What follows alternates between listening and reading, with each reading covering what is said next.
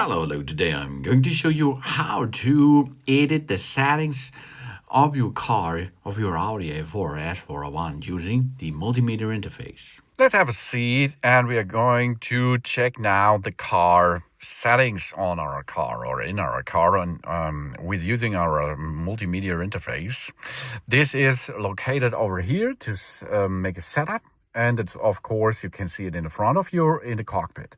To navigate in this system, ignition should be on. You can use this device here. This is a joystick. You can go up and down. You can agree or go to the settings by pushing it down. You can go left, right, up and down with that button too.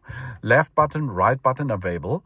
And of course, you have here a back button that means go one step back. Or if you are nearly somewhere deep in the folders, you can go to menu, then you're back in business on the main screen.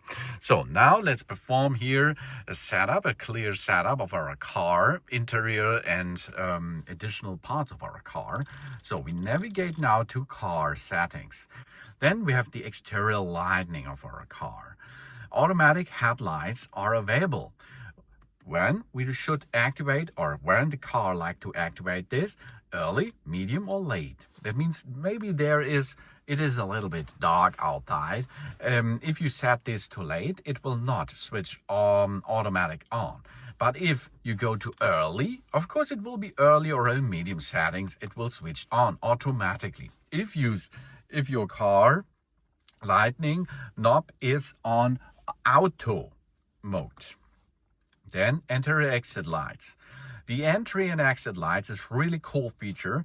If it is nearly dark outside, it will show the way to your car by unlocking the device, unlocking the car. It will automatically switch on the light and shows you where your car is. And the same with exit lights.